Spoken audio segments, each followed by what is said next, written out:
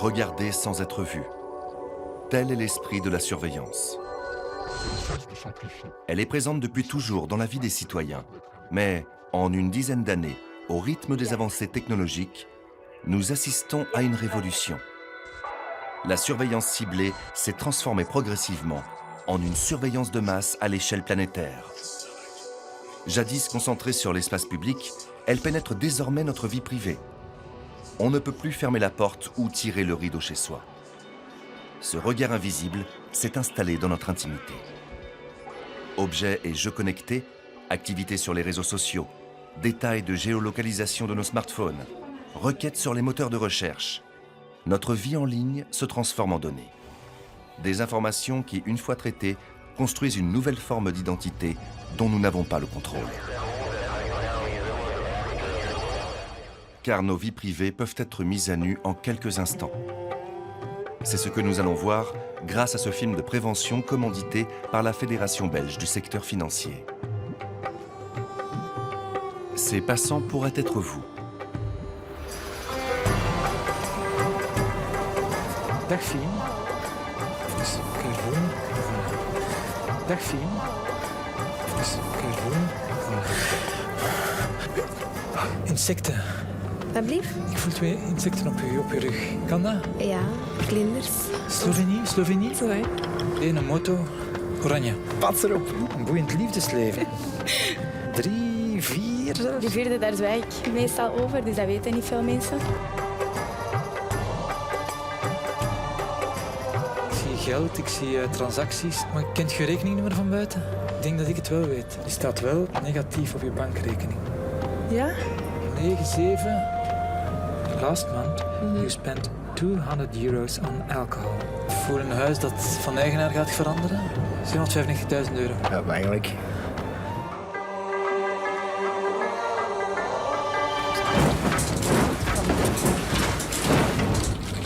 Oh my god. Oh nee. Ah, dat is, ik weet niet hoe eng. Quelques minutes seulement ont suffi à 4 hackers pour obtenir toutes ces informations. Cette expérience est un avertissement. Notre vie en ligne ne nous appartient pas. Jamais nous n'avions été autant scrutés. 70% de nos appels entre téléphones portables sont enregistrés. Des millions d'heures de discussions par webcam ont été détournées par les services secrets. Notre existence est désormais accessible sur Internet sous la forme de bases de données, et les centres de stockage gardent en mémoire les moindres détails de notre vie. Qui enregistre ces renseignements précieux? Comment sont-ils exploités? Et dans quel but? Nous avons mené l'enquête pendant 2 ans entre l'Europe et les États-Unis.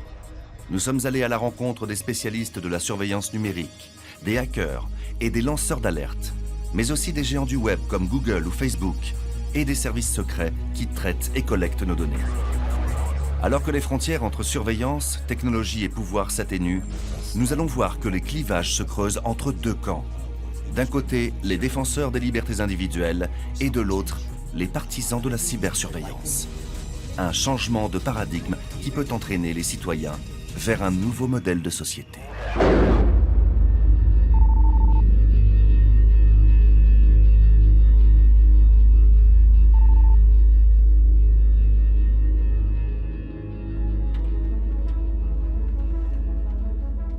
Mark Rottenberg est un juriste de réputation internationale.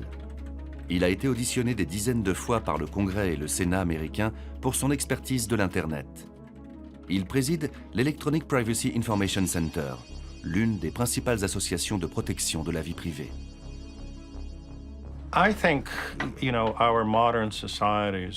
Je pense que nos sociétés modernes sont confrontées à un choix à propos du futur. Et c'est fondamentalement un choix politique. Je pense qu'on pourrait peut-être décider de s'en moquer.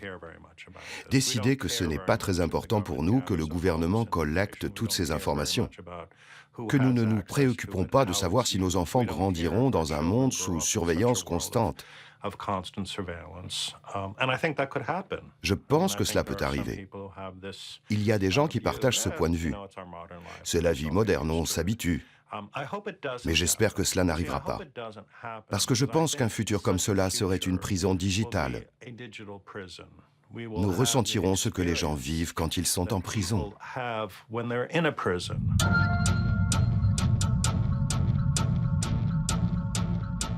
Nous abandonnons une part de nos libertés en acceptant la surveillance de nos vies privées. Aujourd'hui, dans le monde, deux visions coexistent et s'affrontent sur le terrain de la surveillance. Certains se rebellent contre ces atteintes à la vie privée au nom de la liberté individuelle. D'autres, au contraire, voient les évolutions technologiques comme un moyen privilégié de renforcer le niveau de sécurité. C'est aux États-Unis, où l'espace public peut être surveillé sans autorisation juridique, que s'est développée une initiative de surveillance collective pionnière, le projet NOLA. Les citoyens sont au cœur de ce projet de vidéosurveillance communautaire. Nous voulions une caméra là-haut. Nous en voulions une autre au coin là-haut aussi. Nous en avons aussi au-dessus de la porte principale. Que se passe-t-il quand chacun devient le surveillant de l'autre ?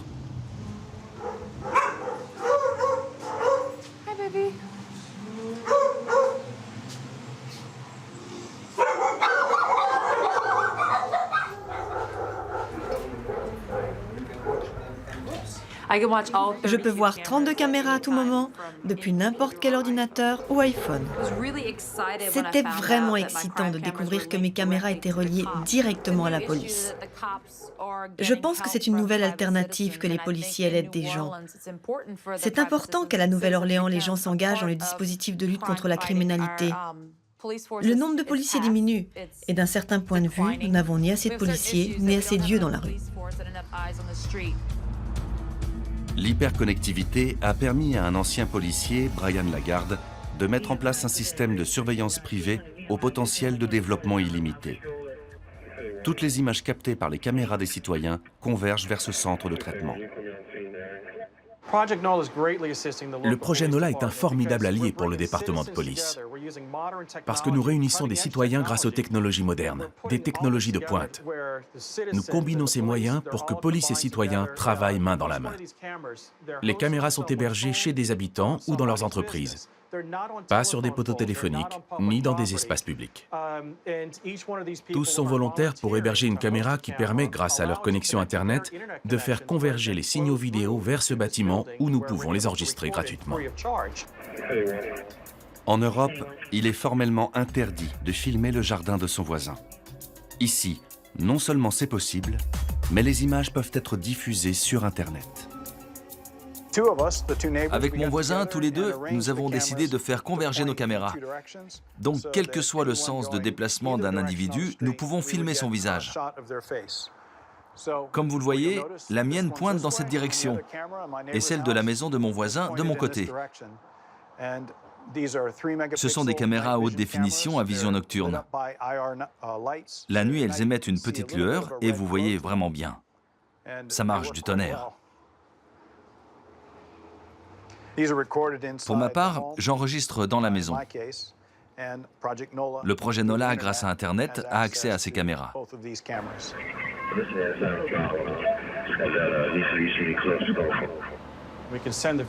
Nous pouvons transmettre instantanément une vidéo à un officier de police de garde. On voit ici un vol à la tire. Ces deux personnes ont volé une dame. Ils l'ont frappée et l'ont dépouillée de son sac à main. Nous avons bien aidé la police. Nous avons été capables d'identifier les auteurs et nous avons leur image avec le sac de la dame. Et celui-là qui rigole en s'échappant, quand il ira devant le tribunal, il va passer un sale quart d'heure. Le juge ne va pas apprécier de le voir rigoler comme ça. Les enregistrements des 770 caméras que nous avons dans le réseau peuvent être utilisés devant une cour de justice si des méfaits se produisent.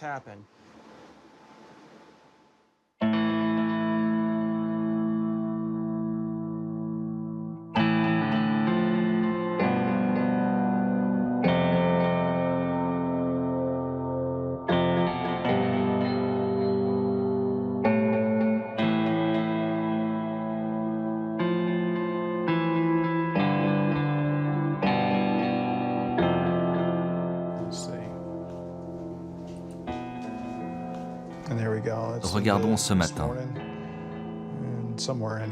Quelqu'un qui part au travail. Il y a une voisine debout devant sa maison. On peut voir son visage. Je pense que nous abandonnons un peu de notre liberté, mais nous gagnons beaucoup en sécurité. Donc c'est un équilibre, et nous avons trouvé un compromis plutôt satisfaisant. C'est ça l'enjeu. Et nous sommes en train de gagner. Le mot « sécurité » est de plus en plus associé à la surveillance. Nous sommes allés à la rencontre de l'un des plus grands chercheurs mondiaux en la matière. Professeur à l'université de Kingston, le sociologue David Lyon dirige le laboratoire de recherche sur la surveillance où il étudie depuis 20 ans son impact sur nos modes de vie. Il y a une question d'équilibre ou de tension entre liberté d'un côté et vie privée de l'autre, mais aussi entre sécurité et liberté. C'est vraiment là que se situe le débat. Cependant, il me semble que la vraie question reste à être posée. Le mot sécurité est l'un des mots les plus importants dans le monde d'aujourd'hui. Et c'est aussi le moins bien défini. La définition du mot sécurité suscite beaucoup d'interrogations, en particulier quand on l'associe avec ce que l'on appelle la sécurité nationale. Qu'est-ce que la sécurité nationale? La sécurité nationale de qui? Sommes-nous en train d'essayer de protéger ou de conserver? Je pense que ces questions sont fondamentales.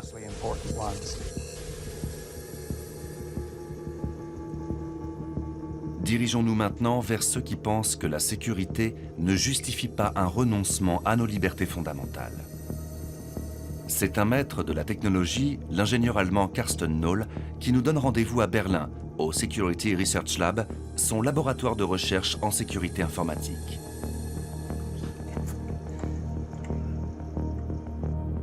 Son entreprise s'est bâtie une réputation internationale en révélant les failles des réseaux de téléphonie mobile. Il a lui-même cassé le code de sécurité de la carte SIM qui équipe tous nos téléphones pour en prouver la vulnérabilité. C'est donc pour renforcer la sécurité des réseaux informatiques que l'on fait appel à son expertise. Ce docteur en sciences sait surtout comment l'usage de ces nouvelles technologies permet de pénétrer l'intimité et la vie privée de chacun. Je fais partie de cette culture qui croit encore en la sphère privée.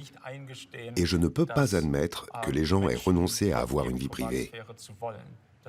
C'est pourtant déjà le cas dans certains endroits du monde, et surtout chez les plus jeunes. Si nous voulons conserver une sphère privée, il nous faudra apprendre très activement à la défendre. Les États essaient bien sûr de faire le contraire. Sous couvert de la lutte contre la criminalité et le terrorisme, on inculque aux gens qu'il faut renoncer un peu plus chaque année à leur vie privée pour aider les États. Et par là même, on aide ces autres sortes d'États, que sont Google et Facebook, qui nous confisquent de plus en plus l'espace où nous pouvons nous exprimer. Si l'État ne fait rien, et surtout si on n'éveille pas les jeunes générations à l'importance de la vie privée, alors cette vie privée, bientôt, ne vaudra plus rien. Et c'est pour protéger notre vie privée que le 5 septembre 2001, quelques jours avant l'attentat du World Trade Center et du Pentagone, l'Union européenne s'apprête à voter des sanctions historiques contre les États-Unis pour qu'ils cessent d'espionner à grande échelle, appels téléphoniques, fax, et surtout qu'ils renoncent à la mise en place d'une surveillance des emails. L'Europe savait que depuis la Deuxième Guerre mondiale, la NSA, aux côtés des services de renseignement de ses alliés anglo-saxons, surveillait le vieux continent dans le cadre du programme appelé Échelon. Mais une semaine plus tard, le 11 septembre 2001, les attentats qui frappent l'Amérique balaient définitivement cette initiative européenne. Les champs d'action de la sécurité ont été bousculés en l'espace d'une journée à l'échelle mondiale. George W. Bush signe le Patriot Act, une loi antiterroriste qui met en place le plus ambitieux projet de surveillance de l'histoire, avec l'aval de l'Europe.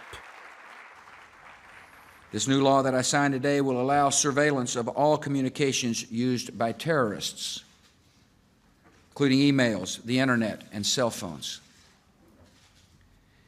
As of today, we'll be able to better meet the technological challenges posed by this proliferation of communications technology.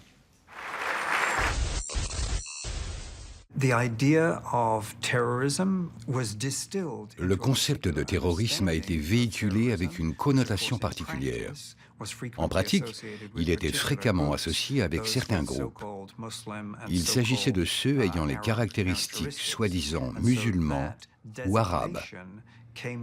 Et cette appellation a continué à définir ce qu'était le terrorisme. L'un des problèmes fut la manière dont la surveillance se développa après le 11 septembre, en utilisant ces mêmes concepts, c'est-à-dire terrorisme ou terroriste, pour inclure d'autres groupes activistes.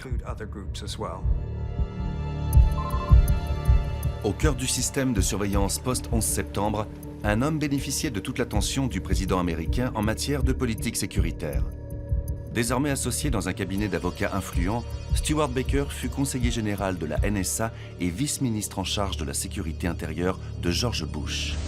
Il est l'un des maîtres d'œuvre des ambitions sécuritaires américaines. Je ne pense pas qu'il y a une quelconque volonté que la population des États-Unis puisse être contrôlée sur à peu près tout. Mais dans de nombreux cas, vous devez regarder toutes les informations au sujet de la population tout entière pour trouver ceux qui tentent d'échapper à votre contrôle en se cachant de vous. C'est souvent, quand vous regardez toute la population, que les gens à risque, les coupables, ou ceux qui sont plus à risque que d'autres, seront surveillés comme il se doit. La sécurité devient l'enjeu central de la politique du gouvernement américain. Entre 2001 et 2013, le budget total du renseignement sera doublé pour atteindre 40 milliards d'euros, dont un quart réservé à la NSA, les yeux et les oreilles des services secrets. Le quartier général de l'agence, situé dans le Maryland, est interdit aux journalistes d'investigation. La NSA nous a fourni ces images officielles dignes d'une série télé bas de gamme où les mêmes comédiens figurent à chaque plan pour nous faire une idée du travail des 15 000 agents du site. Que cache cette façade derrière laquelle on peut surveiller la vie de tous les citoyens du monde? Parmi ceux qui connaissent le fonctionnement secret de l'agence, rares sont ceux à avoir brisé le silence. Dans une forêt des environs du siège de la NSA, nous rencontrons Thomas Drake, un ancien officier de la Navy engagé par l'agence en 2001 pour encadrer des opérations de surveillance. Quelques mois plus tard, révolté par les procédés, il s'oppose à sa hiérarchie au péril de sa vie. Je me suis confronté à mon supérieur immédiat, le numéro 3 de la NSA. Je lui ai dit, nous sommes engagés dans la surveillance à très grande échelle des Américains et sans mandat. Il m'a répondu, vous ne comprenez pas, tout est différent maintenant.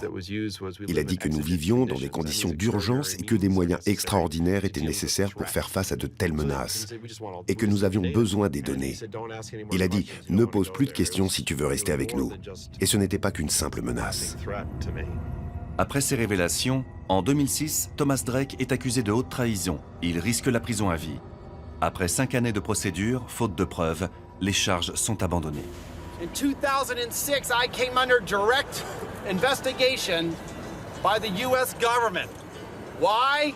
Because I was disclosing crimes being committed by the U.S. government against its own people in total violation of the Fourth Amendment. All done in secret, and all done in secret because the executive decided, you know what? We don't have to have an open and free democracy. We don't need transparency. We will determine in secret what's best for the American people, and we will keep them safe on our terms. Dans un état de surveillance, par définition, tout ce qui est surveillé est suspect. Même si vous ne faites rien de suspect, ça n'a aucune importance. Par définition, en étant objet de la surveillance, vous êtes automatiquement suspect. Le vrai danger, c'est qu'à la fin, tout le monde soit supposé être suspect jusqu'à preuve du contraire. C'est complètement nouveau, même aux États-Unis, où le système judiciaire est basé sur ce principe. Tout cela se passe en grande partie dans le secret. Et ceux qui tiennent les rênes de cette politique ne sont pas prêts à les abandonner. C'est tellement séduisant d'avoir toutes ces informations disponibles, toutes ces données disponibles en pianotant, ou même parfois dans ce cas, à portée d'un simple clic de souris.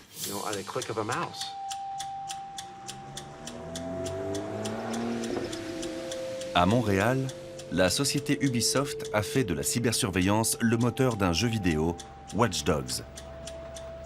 Dans ce jeu, l'usage du smartphone remplace celui des armes à feu des jeux d'action. Il a fallu 5 années d'enquête et de travail à pas moins de 400 développeurs pour mettre au point Watch Dogs, une aventure bien moins futuriste qu'elle n'y paraît. Tout est connecté. Feu de circulation, caméra de surveillance, train, smartphone. Chaque minute, 27 800 photos sont partagées sur Instagram.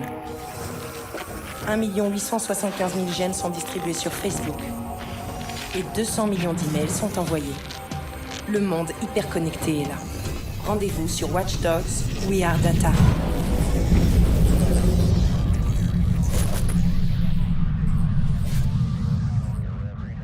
Dans Watch Dogs, on s'est intéressé à un concept qu'on a nommé Digital Shadow, l'ombre digitale. C'est un peu tout ce qu'on laisse derrière nous, toutes les traces qu'on laisse derrière nous à travers la connectivité, à travers le monde de l'Internet, de l'information numérique. Donc, on s'est intéressé à ça, puis on s'est intéressé à qu'est-ce que les différentes factions de notre société et les différents groupes de notre société peuvent faire pour exploiter cette information-là. Donc, c'est pas seulement les gouvernements, c'est aussi les entreprises, c'est des groupes criminels, c'est même aussi le citoyen, comment un citoyen peut utiliser, autant pour le bien que pour le mal, sa capacité d'être connecté avec cette masse d'informations-là.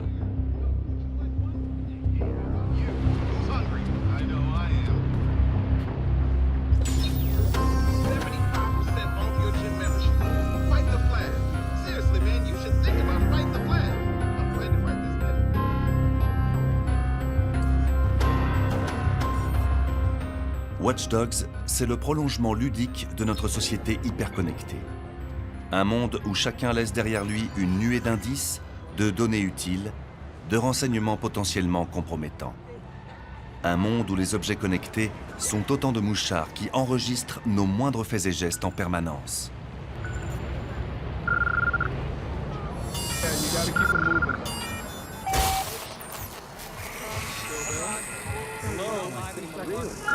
Everything and everyone is connected.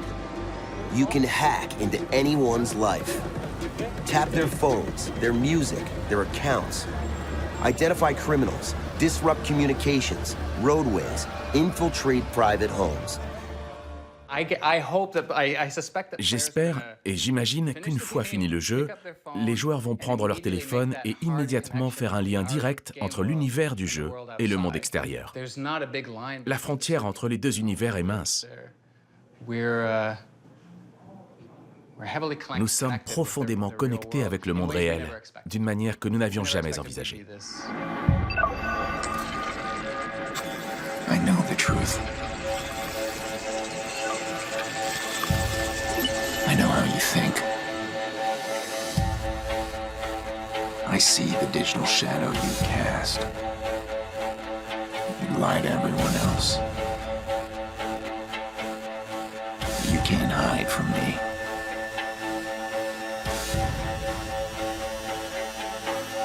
I'm going to find you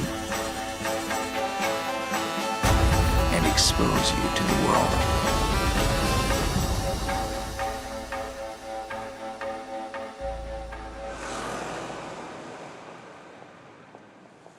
Mais quelle part de notre vie serait ainsi accessible, permettant de dévoiler notre intimité et nos comportements? Kenneth Coukir, rédacteur en chef de la rubrique technologie à The Economist, a enquêté sur les traces que nous laissons dans notre vie connectée qui préfigure une nouvelle forme de surveillance.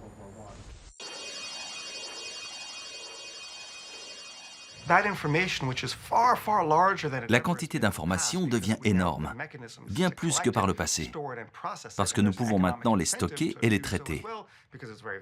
Les entreprises d'incitation à la consommation les stockent parce que ce sont des données de grande valeur, au point qu'aujourd'hui, nous avons tous une sorte d'avatar qui nous suit, comme une sorte d'esprit de la mythologie grecque. En même temps, nous habitons encore dans notre vie physique, et c'est cet univers qui est dans nos pensées. Puisque nous ne pouvons pas la voir, nous ne comprenons pas à quel point cette ombre digitale qui nous suit est immense et a de la valeur, et nous ne pouvons pas la protéger. Mais comment se forme notre ombre digitale?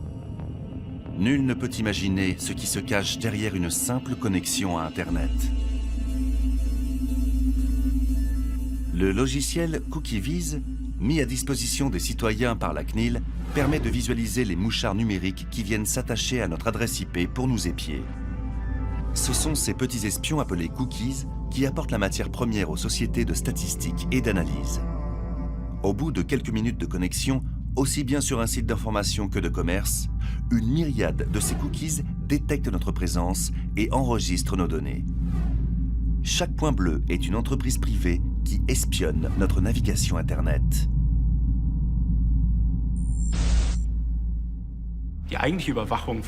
L'authentique surveillance dont tout le monde parle va loin, jusqu'à l'interception des conversations privées ou la surveillance à grande échelle des moyens de communication privés, dans le but d'acquérir une connaissance profonde des individus. Non seulement ce que fait Google est nuisible, mais le pire pour nous, les utilisateurs, c'est qu'ils ne considèrent même pas que nos données sont privées. Par exemple, pour nos clics sur des liens, si l'on considère toutes ces actions d'une façon isolée, elles n'ont aucune signification. Par contre, considérées comme un ensemble, elles permettent d'interpréter précisément notre caractère et notre état émotionnel pour nous classer par catégorie.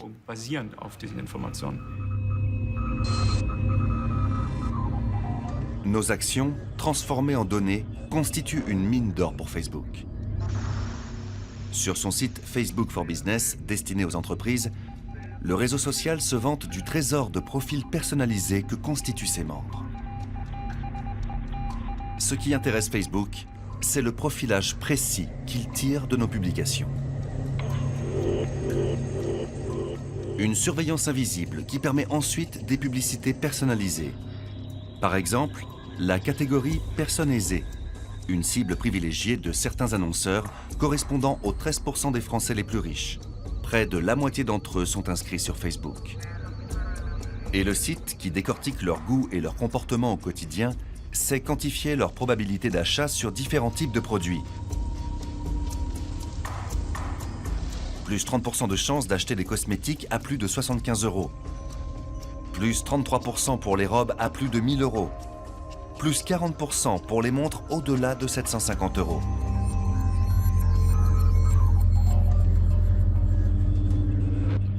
Ce saut qualitatif sans précédent en analyse et en traçage des comportements permet d'influencer le pouvoir d'achat de plus d'1,3 milliard d'utilisateurs qui se voient proposer de la publicité individualisée. C'est ce potentiel qui attire les plus grandes marques de la planète et font de Facebook un géant de l'Internet. Aux côtés des majors de la Silicon Valley, Apple, Google et Amazon, connus comme les GAFA, ils forment un quatuor dont la capitalisation boursière dépasse 1500 milliards de dollars, soit plus que les 4 plus grandes sociétés pétrolières mondiales.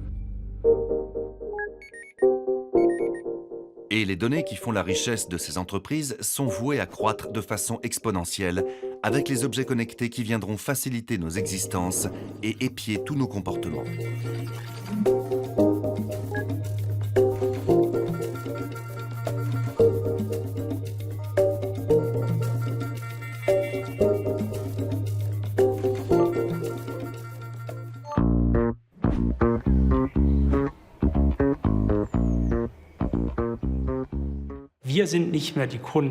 Nous ne sommes plus des clients. Nous sommes plutôt les marchandises. Nous sommes les données et Internet est un marché où des données sont commercialisées. Nous sommes comme des pions qui sont échangés entre les entreprises qui monnaient ces informations. D'ailleurs, personne ne devrait être surpris par le fait que l'Internet est plus ou moins gratuit. C'est parce que nos données sont analysées et revendues. Cependant, personne ne connaît les conséquences à long terme de ce marchandage. Même Google ne sait pas encore quelles analyses ils feront dans 5 ans avec toutes les données qu'ils ont aujourd'hui. Cette masse de données gigantesque, plusieurs milliards par seconde, est stockée dans ce que les opérateurs de l'Internet ont dénommé le cloud, le nuage. Bien que ce nom commercial laisse à penser qu'il n'existe pas de traces matérielles de nos données, ce nuage cache pourtant un stockage bien physique. Dans un arsenal de hangars protégés comme des bases militaires et interdits d'accès aux journalistes, sont copiées, stockées et traitées toutes les données collectées par les applications de Google. Email, photos, vidéos, requêtes sur le moteur de recherche, toute notre empreinte numérique est conservée dans ces bâtiments industriels posés aux quatre coins du monde et reliés en réseau. Un des faits remarquables, c'est que des entreprises peuvent facilement en savoir plus sur vous que vous n'en savez vous-même. Considérons Google, par exemple. Il garde pendant 5 ans votre historique de recherche. Et donc tout ce qui vous a intéressé. Je ne me souviens pas de tout ce qui m'a intéressé la semaine dernière. Mais si quelqu'un va chez Google et demande qu'est-ce qu'une personne en particulier recherche et quelles sont ses croyances politiques, quels sont ses objectifs, ses préoccupations, Google pourrait probablement répondre à cette question bien mieux que nous le pourrions nous-mêmes. Je crois que cela fait partie de cette réalité en ce moment. J'aimerais que ça change. J'aimerais que tout ce qu'une entreprise sait sur nous-mêmes, nous le sachions également.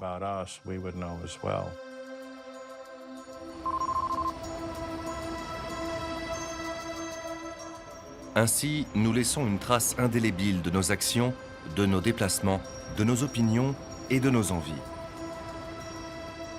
Mais que se passerait-il si un jour nous voulions avoir accès à cette boîte noire qui archive nos vies en ligne ? Que se passerait-il si nous voulions retirer ou modifier une information qui nous concerne ? À La Corogne, nous avons rencontré le premier citoyen à avoir porté l'affaire devant la justice européenne.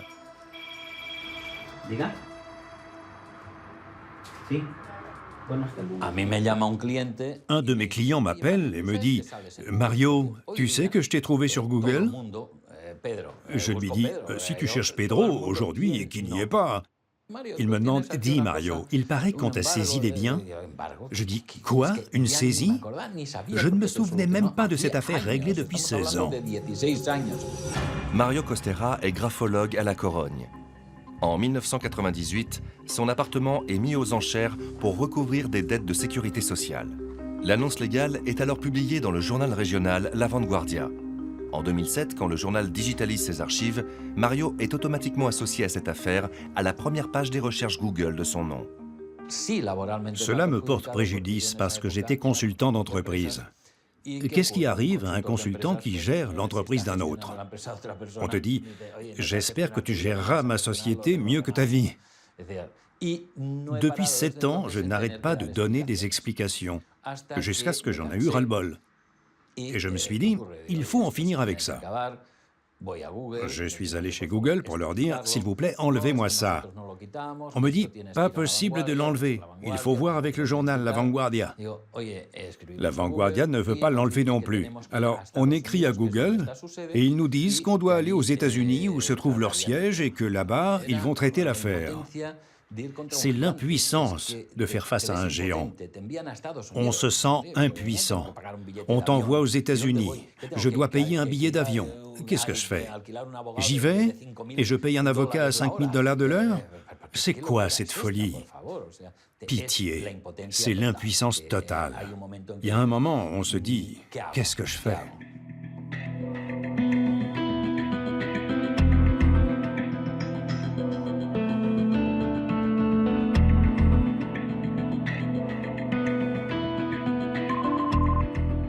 Évoquer le droit à la vie privée avec un moteur de recherche qui représente 97% des requêtes en Europe relève de la mission impossible. Le recours de Mario Costera pourrait faire vaciller le pouvoir du géant de la Silicon Valley.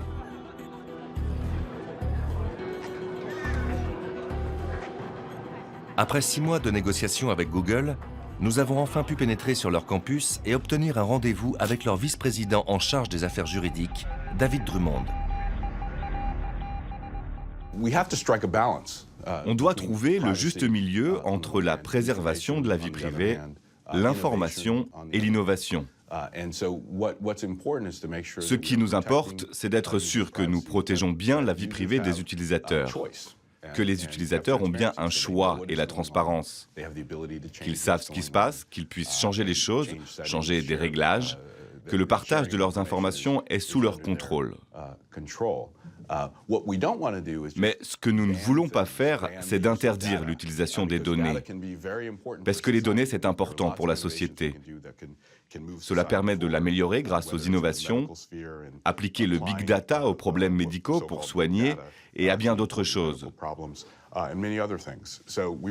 Nous voulons être sûrs que nous avons la liberté d'innover, mais nous devons être clairs. Il y a des règles qui impliquent les choix des utilisateurs, la transparence et la capacité à changer les choses.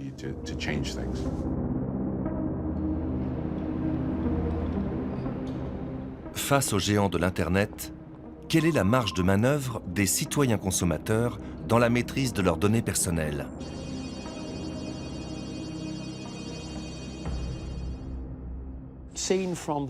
Du point de vue de ces géants de l'Internet, les réglementations nationales, ce sont des miettes. Ce sont des nuisances. Et c'est très embêtant. En s'appuyant sur cette idée que les gens doivent contrôler leurs données personnelles, cela amène à poser une question fondamentale à propos de la démocratie et du rôle de la loi. Qui doit avoir le contrôle des valeurs dans la société? Google est devenu un monopole de l'Internet. Aujourd'hui, même les seniors disent « je vais me connecter à Google ». Pas à Internet, mais à Google. On est en train de créer un monstre. Et ce monstre doit avoir une règle du jeu. Pourquoi? Parce qu'il entre dans nos vies. Et c'est comme ça que commence le totalitarisme. En se disant « je laisse faire ». Mais non, il faut lui mettre des limites et lui dire « tu peux aller jusque-là ça va, mais au-delà, c'est ma vie. Et sur ma vie, c'est moi qui décide.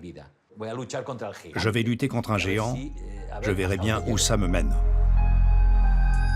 Pour Mario, commence une traversée du désert. Rares sont les avocats prêts à se lancer dans une cause perdue d'avance. Après avoir essuyé le refus d'une vingtaine d'entre eux, un jeune juriste a accepté de s'occuper de son cas. Maître Munoz, spécialiste des nouvelles technologies, décide de dire tout haut ce que les États n'osent encore remettre ouvertement en question.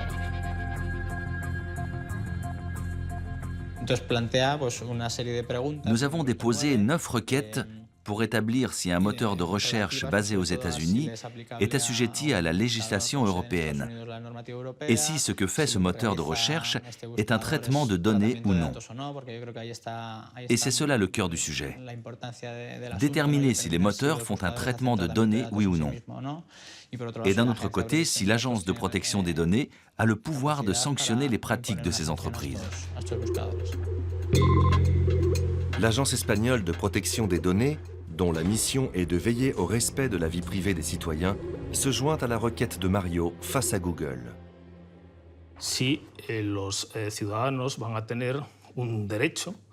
Est-ce que les citoyens auront un droit opposable face aux moteurs de recherche pour qu'ils arrêtent de diffuser des informations personnelles qui n'ont aucun intérêt public?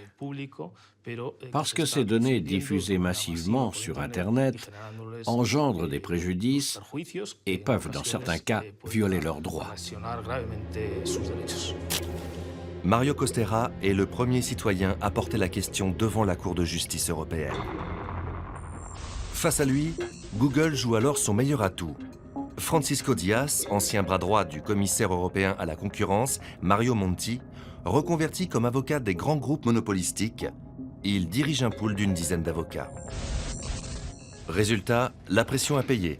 Le procureur lui-même considère que Google, en tant que moteur de recherche, n'est pas responsable du traitement des données. En conséquence, la plainte de Mario est irrecevable. Mais le dernier mot de cette affaire, mise en délibéré, reviendra au juge de la Cour européenne.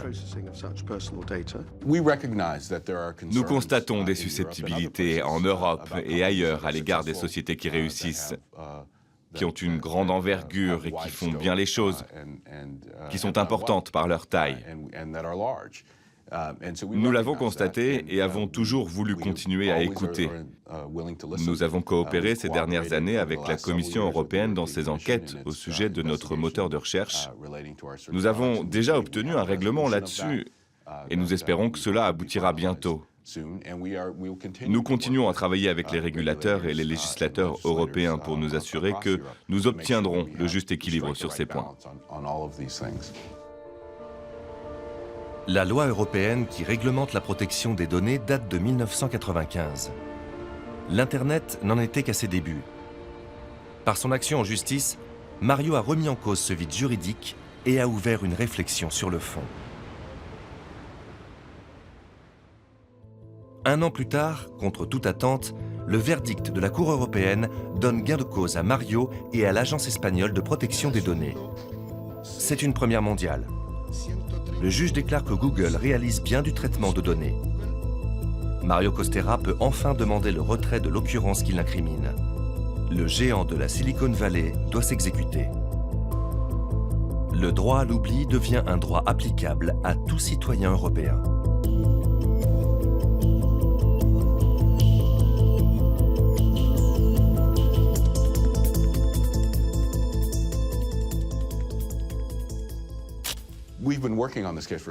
Nous étions sur ce dossier depuis plusieurs années.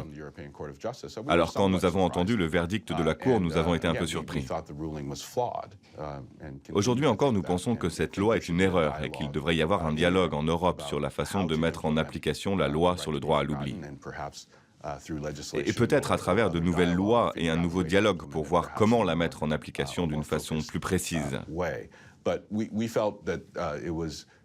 Mais nous avons un problème, et nous aurons des problèmes pour la mettre en application. Parce que nous ne pouvons envisager la chose sans penser que, d'une certaine façon, nous censurerons de l'information. Durant les dernières semaines qui viennent de s'écouler, nous avons eu à prendre des décisions très difficiles à ce sujet. Et une autre question est de savoir si une entreprise privée est le bon endroit pour prendre ce type de décision. Mais la Cour a dit que nous devions le faire. Cependant, cette décision de la Cour de justice est une demi-victoire pour les internautes européens. D'abord parce que Google devient juge et partie, mais aussi parce que les données de Mario seront encore visibles en dehors de l'Union européenne.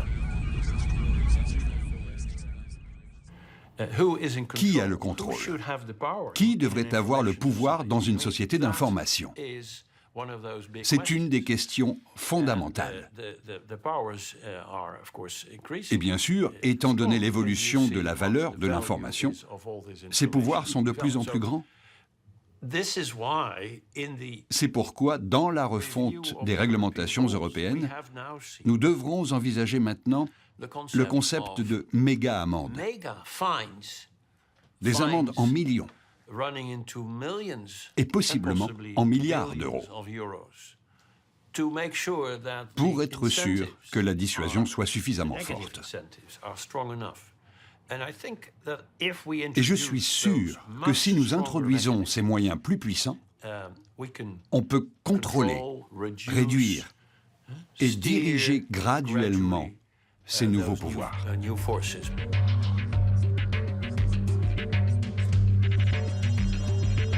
En réaction au développement fulgurant des captations et du stockage des données, des premières expériences de résistance citoyenne commencent à voir le jour. L'enjeu est complexe. Comment trouver des alternatives qui permettent à chacun d'entre nous de rester maître de ses propres données? Comment, au jour le jour, maintenir une vie connectée hors de portée des tentacules des géants de l'Internet? C'est le défi que s'est fixé Alex Pentland, directeur du Media Lab du MIT et grand défenseur de la vie privée sur Internet. La question, c'est comment contrôler notre identité numérique, notre moi numérique. La solution, qui n'est peut-être pas parfaite, est facile à mettre en place. Il faut que les gens reçoivent une notification quand on utilise leurs données, car les gens doivent comprendre vraiment comment sont utilisées leurs données, qu'ils aient le droit de savoir où vont leurs données. Tout comme vous avez le droit de disposer de votre corps, vous avez le droit de disposer de vos données. Cela s'appelle traçabilité et accessibilité. Comment sécuriser ces données? Par quels moyens redonner à chaque citoyen le contrôle de ses propres données? C'est l'objet d'une expérience menée à Trent, dans le nord de l'Italie, avec la participation du MIT et d'Alex Pentland. Grâce à des fonds de l'Union européenne, de la ville de Trent et de sociétés de télécommunications, cette petite ville est devenue le laboratoire grandeur nature d'une dizaine de chercheurs. Alors qu'ailleurs nos données nous échappent, ici les chercheurs ont mis en place un cloud à l'échelle de la ville, dans lequel chaque participant possède une boîte personnelle et peut choisir les données qu'il veut partager avec la communauté de Trent.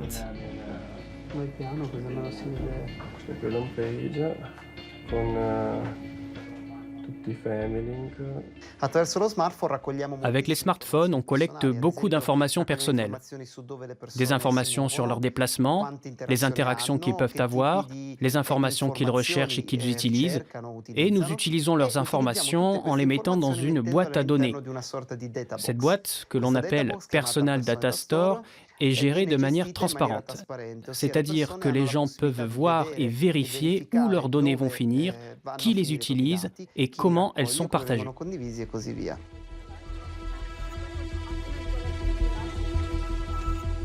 Ils sont 150 cobayes volontaires équipés de téléphones pipés à avoir donné mandat aux chercheurs pour qu'ils scrutent leur comportement personnel. L'objectif est de déterminer le bénéfice que nous pourrions tous retirer du contrôle total de nos données.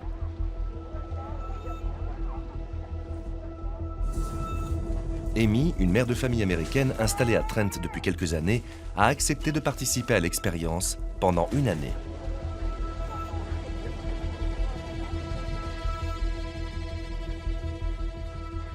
Doing something similar to what I'm doing, or you did it earlier today?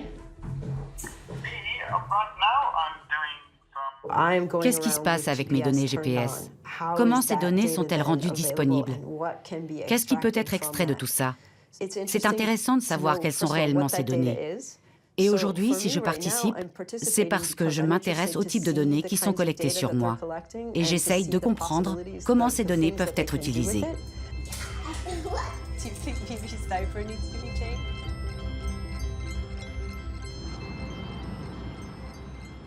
Grâce au cloud sécurisé mis en place par le Living Lab, Amy pourra choisir les données personnelles qu'elle souhaite partager. Les chercheurs l'aident à déterminer quelles données elle a intérêt à rendre publiques pour en tirer socialement un bénéfice. Nous permettons aux personnes de décider ce qu'elles veulent partager avec les autres familles de la communauté. Cette idée part du principe que si les personnes connaissent le genre de données, le type d'algorithme et la façon dont elles sont utilisées, alors d'un côté les citoyens seront plus vigilants dans le partage de leurs données personnelles, mais de l'autre, ils partageront plus de données, car ils en retirent services et avantages. Cela va permettre la mise en place d'un système d'entraide entre les familles.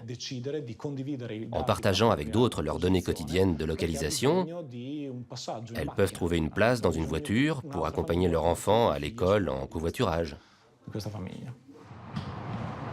Nous suivons Amy qui va visualiser ces données et choisir avec qui les partager. C'est la page principale qui donne accès à toutes nos informations. Ces informations-là sont sur mon profil. Je vois toutes les données qu'ils ont sur moi. Je peux décider de les rendre accessibles aux autres personnes qui participent au projet. Je peux voir aussi des informations de mon téléphone. Et je peux voir par exemple une amie qui participe elle aussi au projet. Ça, c'est une information qu'elle a décidé de rendre publique. La vie privée est différente de celle d'il y a 20 ans, avant que nous ayons nos appareils, les connexions Internet et toutes ces choses. Alors c'est vrai que fermer sa porte donne de l'intimité, mais nous sommes toujours en ligne. Donc des choses vont devoir changer si nous voulons garder une vie privée comme il y a 20 ans.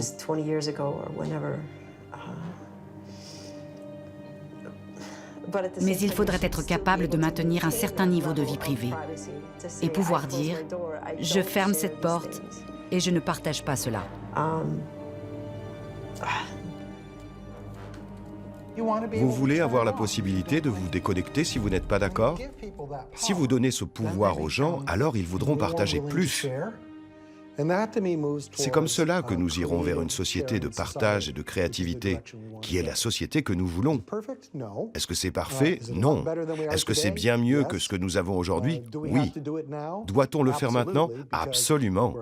Parce que nous en arrivons à un moment où les multinationales, dans l'opacité et la NSA, commencent à nous voler notre liberté numérique, notre alter ego numérique. Ils se perdent dans la servitude et l'esclavage. Nous devons restaurer ou créer notre alter ego numérique et préserver notre droit à l'autonomie et l'indépendance de notre alter ego. Loin de Trent et du projet de sécurisation des données personnelles prôné par Alex Pentland, nous restons tous dénués de toute vie privée à l'égard de ceux qui ont la main mise sur l'Internet. Et sur ces serveurs, nous abandonnons une part de plus en plus grande de notre histoire personnelle à ces opérateurs qui ne sont pas prêts à partager leur contrôle. Plus on y laisse de nos vies, et plus ils viennent y chercher qui nous sommes, ce que nous aimons ou qui nous détestons. Les multinationales de l'Internet et les services de renseignement des pays technologiquement les plus avancés semblent partager cet objectif commun de réduire nos vies privées à néant. Nos données, stockées sans véritable contrôle, représentent un potentiel de surveillance massive jamais égalé, une nouvelle forme de pouvoir qui s'est concentrée outre-Atlantique. What I wanted to see is if you could give me a yes or no answer to the question, does the NSA collect any type of data at all on millions or hundreds of millions of Americans? No, sir. It does not. Not wittingly. There are cases where they could inadvertently, perhaps, collect, but not wittingly. 3 mois plus tard, un simple administrateur système de la NSA, Edward Snowden, fait des déclarations de James Clapper un mensonge d'État. Il rend public des documents top secrets de l'agence qui révèlent l'existence de programmes de surveillance massive sur les citoyens américains, mais aussi sur ceux du monde entier.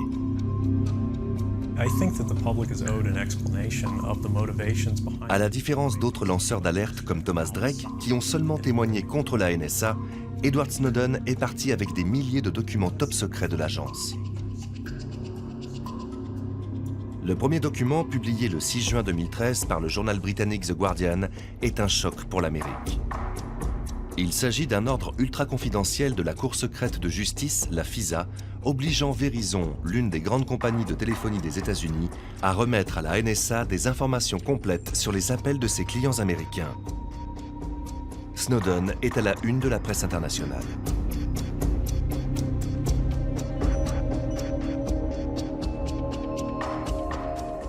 L'avocate Jesslyn Radack, ex-membre du département de justice des États-Unis, qui avait défendu Thomas Drake et d'autres lanceurs d'alerte, prend en charge la défense d'Edward Snowden. Son cas devient une affaire d'État. Je prends cela au sérieux quand un ancien directeur de la CIA dit que mon client doit être pendu par le cou à un arbre et doit être lynché. Ou quand l'ancien directeur de la NSA plaisante avec le directeur des services secrets de la Maison-Blanche pour mettre mon client sur la liste des assassinats. Je ne ferai rien au hasard. Et je ferai le maximum pour encrypter et me protéger moi-même et mes clients. Et pas seulement Snowden, mais tous mes clients.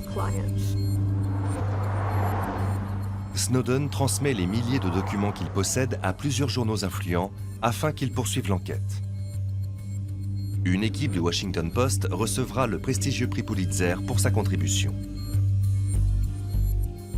Parmi eux, Ashkan Soltani, journaliste indépendant, grand spécialiste de la sécurité et de la vie privée sur Internet.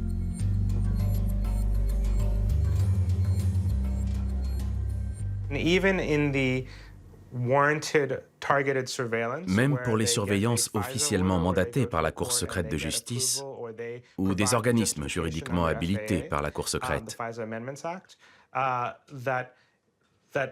le nombre réel de gens surveillés ne correspond pas du tout aux autorisations délivrées.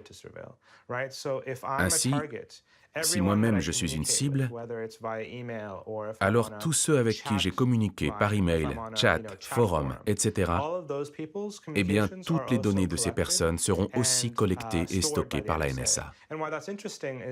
Il y a deux choses intéressantes dans cette façon de rechercher sur Internet. Imaginez que vous pêchez, par exemple, et vous voulez seulement attraper des crabes. Alors, vous remplissez un gros filet avec tout ce qu'il y a dans la mer, du poisson, des pieuvres et le reste, et vous ressortez tout ça. Et c'est le seul moyen d'attraper des crabes. Mais une fois que c'est fait, vous ne rejetez pas les pieuvres et le reste des poissons. Vous les gardez au cas où vous en auriez besoin plus tard. C'est ce qui ne va pas dans cette méthode. Le deuxième document publié secoue à nouveau la planète. Nom de code du programme dévoilé, Prism. Pour la première fois, apparaît au grand jour que la NSA utilise à des fins de surveillance les grands groupes de l'Internet. Dans ce document figure la liste des sociétés concernées et tous les domaines auxquels l'agence peut avoir accès.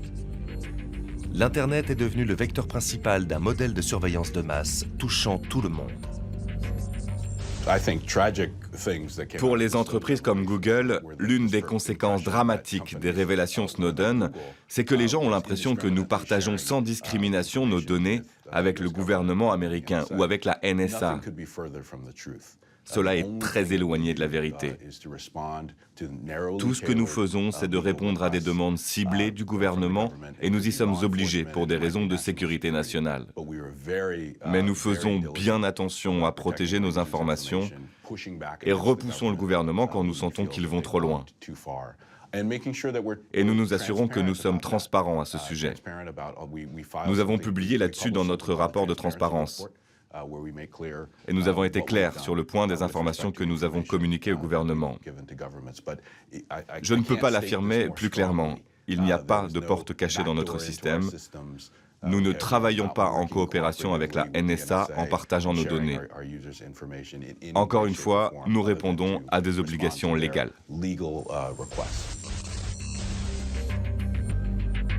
Ashkan Soltani a poussé l'enquête plus loin encore, démontrant que la globalisation des systèmes d'information est une aubaine pour les agissements de la NSA.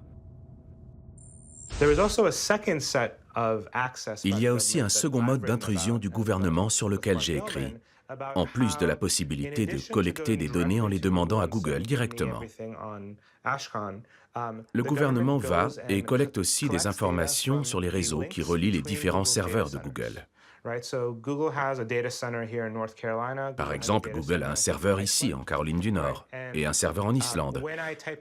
Donc, quand je rédige un mail, parce que le cloud fonctionne ainsi, mon mail est stocké à plusieurs endroits dans le monde. Il existe en Islande une copie de ce mail que j'ai rédigé ici. Donc la NSA intercepte ces données aussi par ce circuit-là, sans le dire à Google, ce qui ne plaît pas du tout à la firme.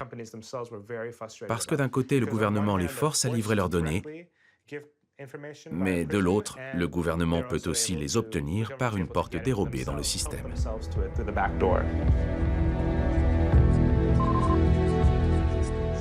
L'onde de choc des révélations de Snowden n'ébranle pas que les géants du web. Face aux excès de la NSA, les services de renseignement occidentaux se sentent ridiculisés et demandent à ce que les États-Unis leur rendent des comptes.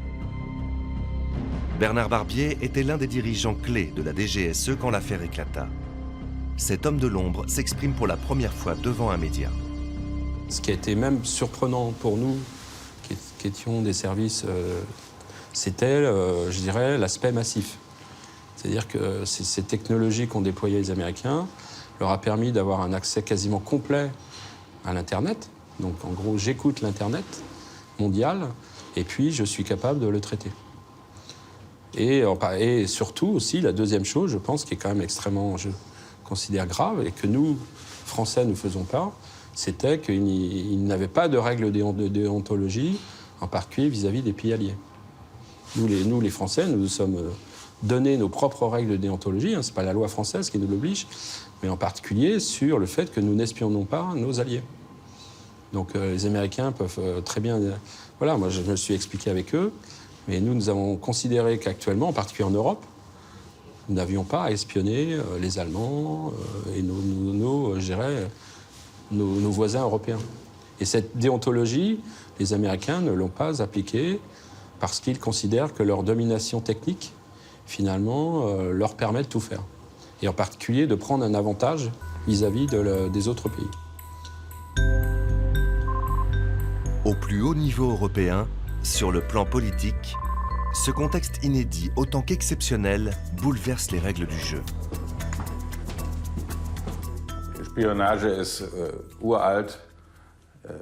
L'espionnage est une affaire ancienne. La pratique de l'espionnage existe depuis que les États existent. Depuis des années, je n'ai cessé de penser que mon téléphone était surveillé.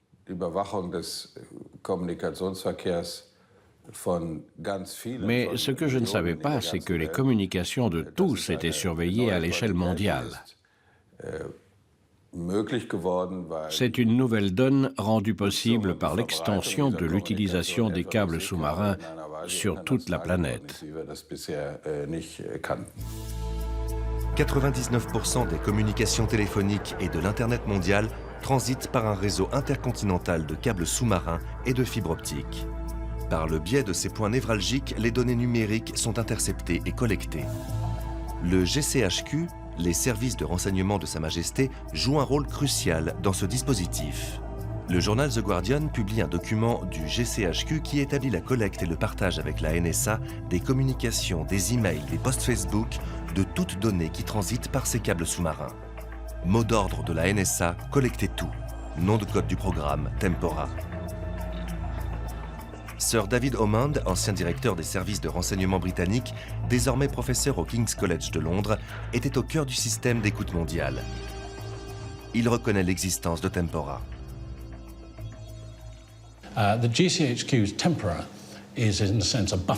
Le programme Tempora du GCHQ est un programme de stockage temporaire de données. Internet fait passer une énorme quantité d'informations par des tuyaux géants qui contiennent des câbles de fibre optique. Comme il est impossible de faire tout le traitement des données en temps réel, il faut stocker ces données pour une période limitée afin qu'elles puissent être traitées.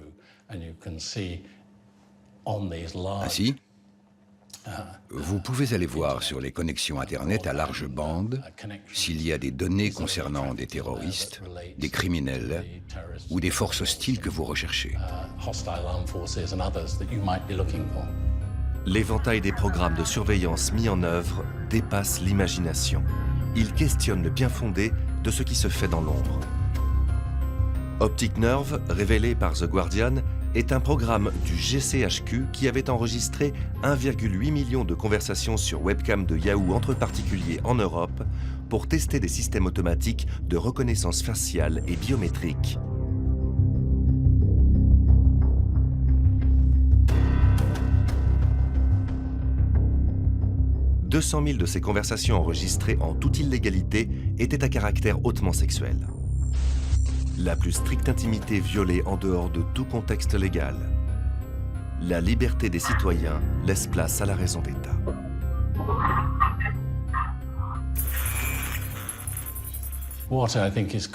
Je pense qu'il fut complètement illégitime de voler autant de matériel d'une telle sensibilité. D'autant plus que maintenant, les journalistes réussissent à dévoiler, par épisode, le fonctionnement interne des services de renseignement. Nous aurons tous perdu, et nous serons bientôt tous moins en sécurité à cause de ce genre de révélations. En pleine tourmente des révélations Snowden, Barack Obama est en visite officielle en Allemagne. Ce qui relevait du domaine du secret devient une affaire publique. La crédibilité des plus grands dirigeants de la planète est en jeu. The NSA issue, which obviously caused controversy back home, but also here in Europe. This is not a situation in which we are rifling through, the ordinary emails of German citizens or American citizens or French citizens or anybody else. This is not a situation where we simply go into the internet and start searching any way that we want.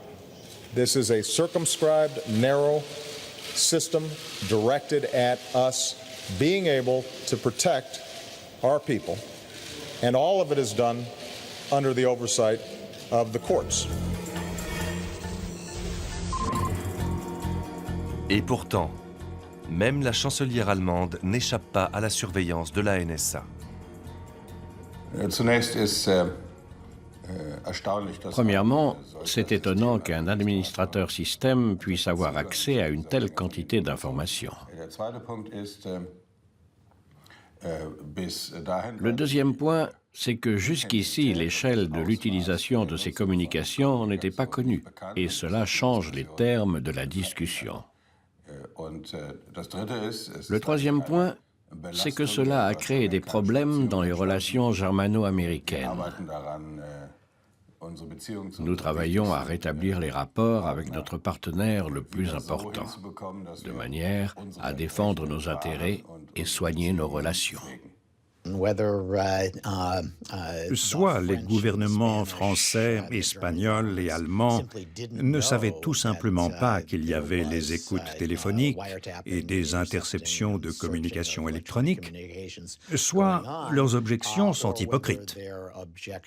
Je pense que c'est probablement un mélange des deux. Il y a certainement beaucoup d'hypocrisie.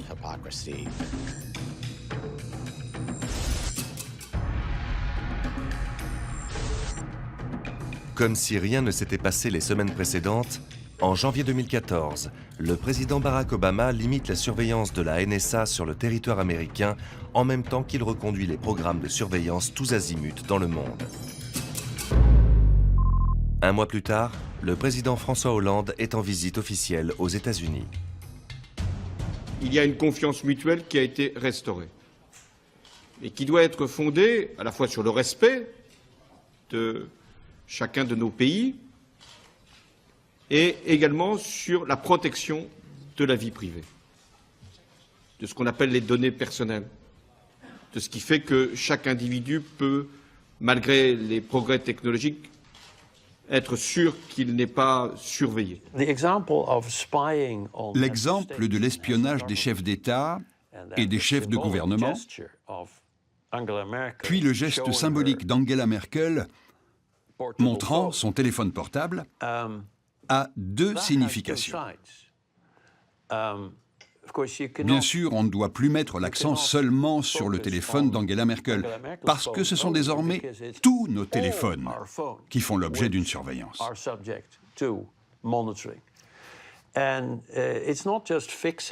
Il ne faut plus seulement régler ce problème au niveau de certains chefs d'État, ou même savoir si 10 ou 20 chefs d'État sont ou ne sont pas surveillés. C'est désormais la surveillance structurelle dans notre société qui doit être traitée. Je vois le téléphone d'Angela Merkel comme une métaphore du téléphone de tout le monde. C'est ça l'enjeu. L'Allemagne mène la contestation. 25 000 personnes sont en rendez-vous de la manifestation Freedom Not Fear. Ici, l'affaire Snowden cristallise la crainte d'une surveillance de masse qui réveille les fantômes du passé.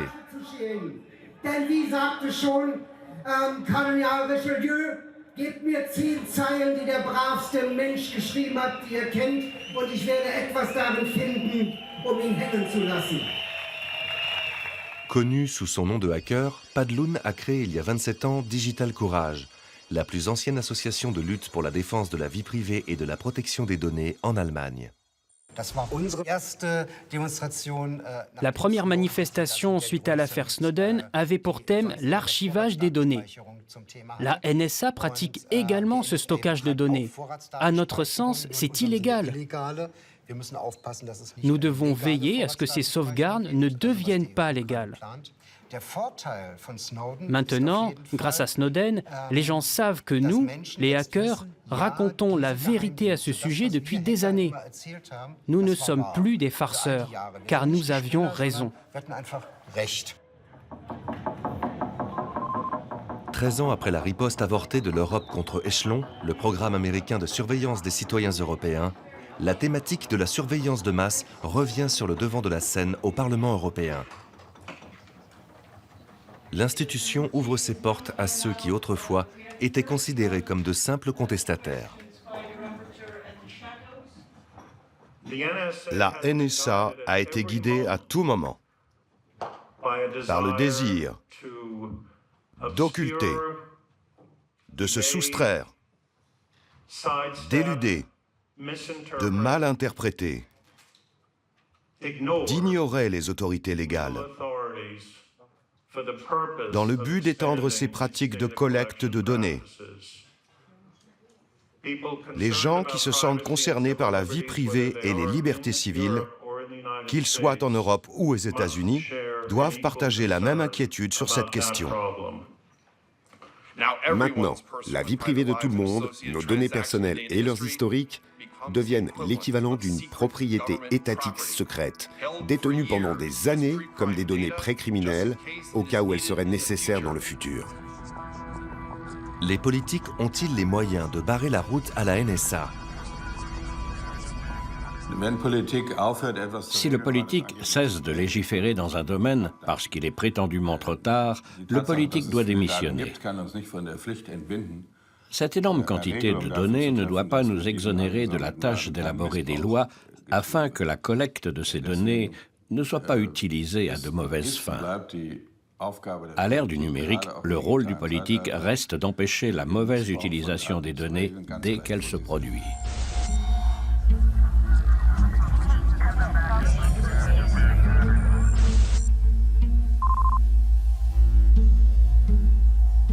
Si le Parlement européen demeure sensible à la problématique des libertés individuelles, en France, à l'automne 2014, on vote dans l'indifférence un article de la loi de programmation militaire 2014-2019 qui rend possible la surveillance de chaque citoyen à travers sa vie connectée.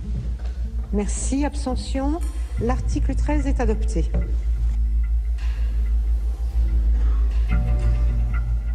Ce qui a suscité le plus le débat hier, eh bien, c'est l'article 13 de ce projet de loi. Débat suscité notamment chez de nombreux acteurs du numérique, puisque cet article 13 prévoit l'accès renforcé des services de renseignement de la gendarmerie et de la police aux données téléphoniques et aux données informatiques, cela dans le cadre de la lutte contre le terrorisme et contre la criminalité organisée. Coïncidence ? Cet article qui modernise la loi sur les écoutes datant de 1991 est entré en vigueur moins d'une semaine avant les attentats de janvier 2015. Les hommes politiques, moi j'en ai discuté avec un certain nombre de députés qui sont en charge de ça. Il y a un consensus, je dirais, gauche-droite sur ce qu'il faut faire. La vraie question, c'est comment expliquer à l'opinion publique que l'État français puisse finalement accéder à un certain nombre de données, de vos propres données, et quel est l'équilibre entre votre vie privée et finalement la sécurité. Pour encadrer les écoutes des services de renseignement, les législateurs américains ont opté pour une cour secrète composée de 12 juges indépendants. Par contre, en France, c'est la CNCIS qui est chargée de vérifier la légalité des autorisations d'interception. Elle n'a de compte à rendre qu'au pouvoir exécutif. En France, on est loin de la mobilisation des Allemands à propos de la surveillance. La Quadrature du Net est l'une des rares associations françaises qui participent activement au débat européen. La France vote la loi de programmation militaire parce que ces pratiques sont déjà en cours, parce que les services français sont déjà en train de surveiller les citoyens. Et peut-être qu'ils le font pour eux, mais aussi pour le compte de la NSA. Peut-être que ça fait partie de ces deals, où nous, on va obtenir des informations qu'on vous donne, et vous, en échange, vous nous donnez d'autres informations. Et donc, on a l'impression que c'est cette espèce de marché noir du renseignement, ce grand bazar du renseignement, c'est un petit peu emballé et parti comme ça, en dehors de tout contrôle. On a l'impression d'une espèce de cancer qui viendrait parasiter l'hôte qui est la démocratie, qui est notre société, et on se demande bien comment on va pouvoir l'endiguer.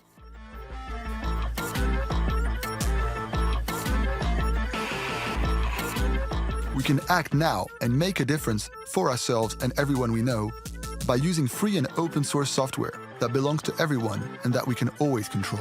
By switching to decentralized services that make it possible to know where our data is and what happens to it. And by using end-to-end encryption to guarantee that our private communications are, well, private. So let's raise awareness about the impact of global surveillance. And let's ensure that our political leaders protect our privacy and promote technologies that, instead of controlling people, liberate them.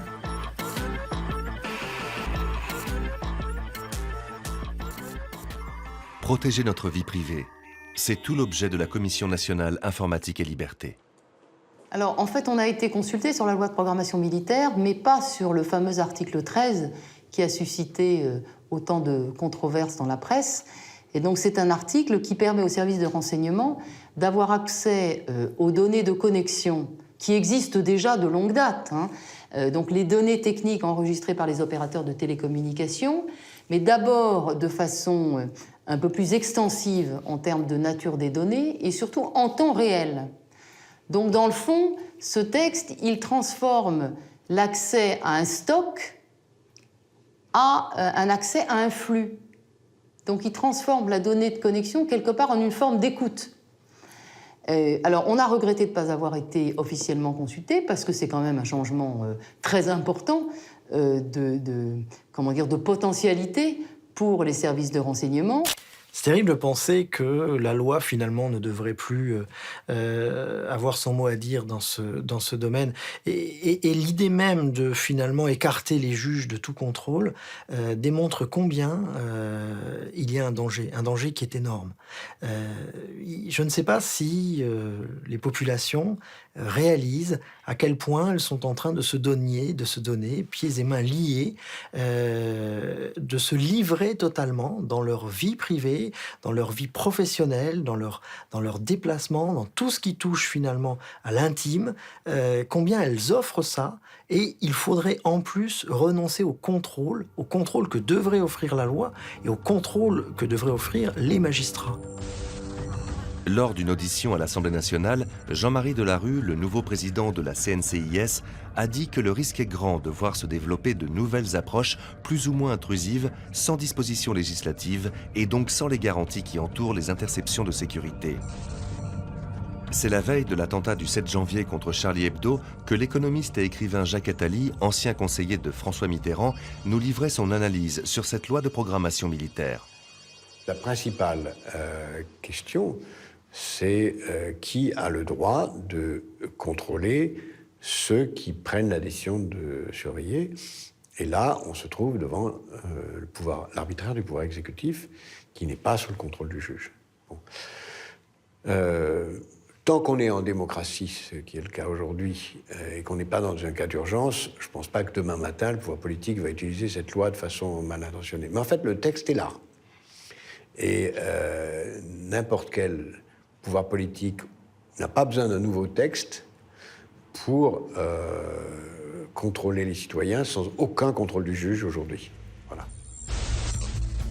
À quoi pourrait ressembler une société dont le dispositif sécuritaire utiliserait tout le potentiel du big data ?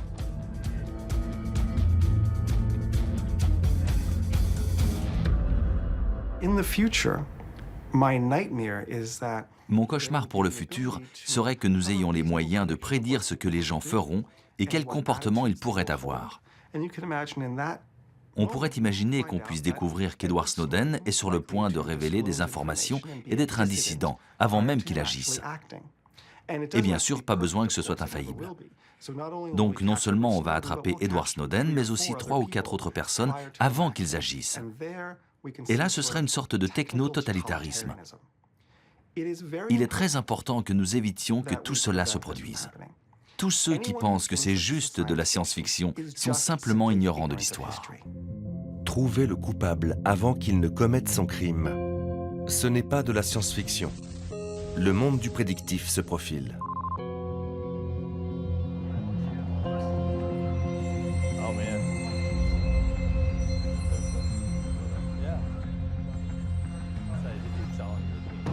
À Santa Cruz, en Californie, une unité de police pionnière utilise déjà le prédictif pour aider leurs patrouilles et maximiser les réussites de leurs interventions.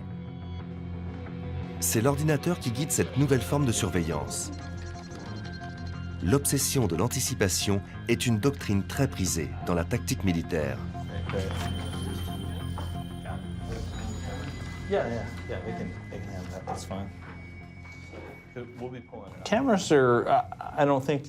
Les systèmes de caméra ne sont pas particulièrement efficaces parce qu'ils vous donnent l'information seulement après que le crime ait été commis. Ici, nous prévenons les actes avant même qu'ils ne se produisent. Nous espérons que par notre présence, nous évitons que le crime soit commis. Ou s'il l'est, nous essayons d'attraper le suspect pendant le crime. Grâce à cela, nous pensons pouvoir intervenir avant que le crime ne soit perpétré. Et dans ce cas, il n'y a plus besoin de caméra pour nous dire ce qu'il s'est passé.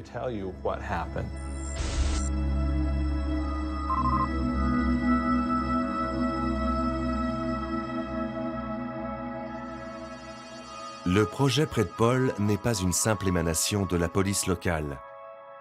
Il s'agit d'une innovation du département des sciences de l'Université Santa Clara. Predpol, c'est de la police prédictive. L'idée de Predpol est de mettre à disposition un logiciel aux policiers sur le terrain pour les aider à mieux travailler. Nous leur donnons la position, la période de la journée et l'endroit de la ville où il y a un risque élevé qu'un crime soit commis. Ils peuvent alors se rendre sur place et éviter le crime avant qu'il se produise. Sur la carte de la ville, on peut voir où les crimes se sont produits et où Predpol prévoit que des crimes vont être commis. Avec le modèle prédictif, nous utilisons différemment les données. Nous ne regardons pas seulement les crimes passés, nous voulons savoir où les crimes d'aujourd'hui vont se produire. Et les données alliées à la puissance de l'ordinateur vont nous le dire.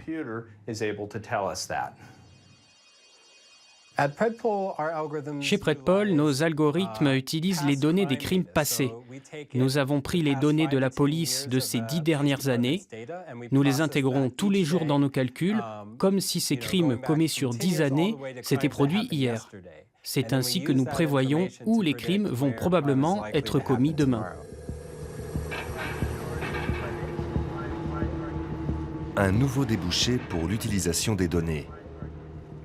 Une mise en perspective mathématique des événements et des comportements pour anticiper le futur et réduire le hasard.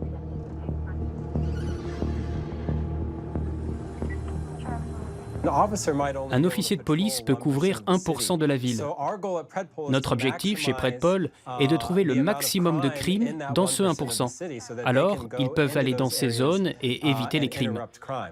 Il faut voir par exemple que notre algorithme peut révéler 10 à 15% de crimes en plus dans ce 1% de la ville. Donc, nous obtenons 10 à 15 fois plus d'efficacité qu'une patrouille faite au hasard. Certainement que les données collectées par Google ou Facebook peuvent être utilisées pour prédire un grand nombre de choses. Même certains incidents criminels peuvent être prédits par les fils Twitter ou les publications de Facebook. Sans doute que d'autres aspects de nos vies peuvent être compris et quantifiés en analysant les données que ces sociétés collectent.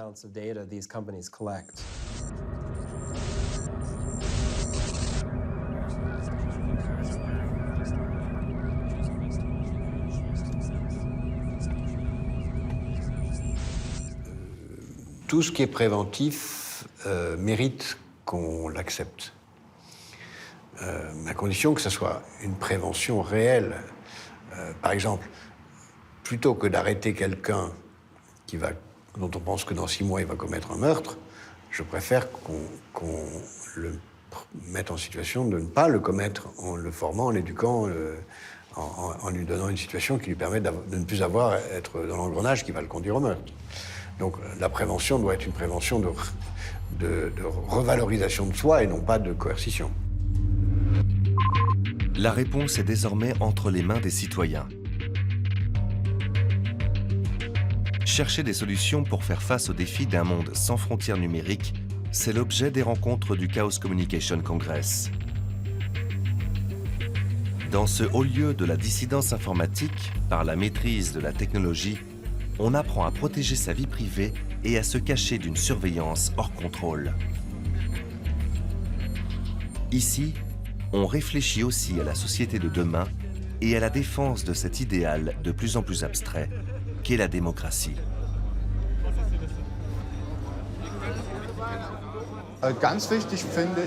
C'est particulièrement important pour les enfants et les jeunes de bien comprendre la technique. Il ne faut pas que ça reste inconnu pour eux. Il faut aussi leur faire saisir que tous les objets de leur environnement sont technologiques. Il faut qu'ils apprennent à grandir avec ces technologies, mais en sachant comment elles fonctionnent. Et une fois maîtrisées, qu'ils puissent modifier et adapter ces technologies à leur convenance.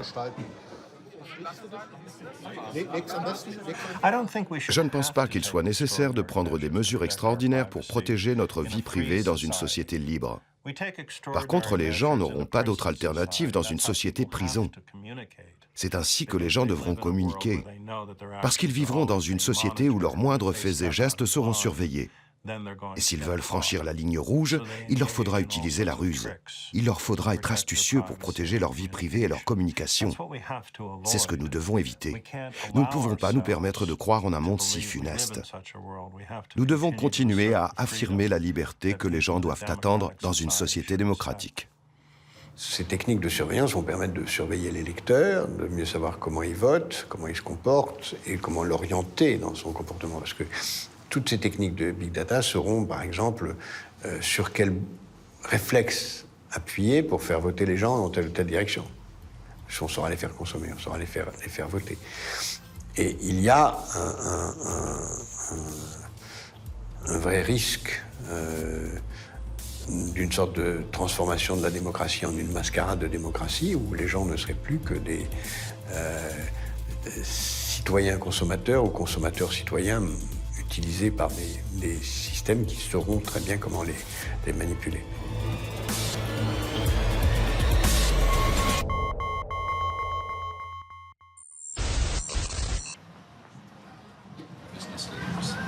Excuse me. What's up?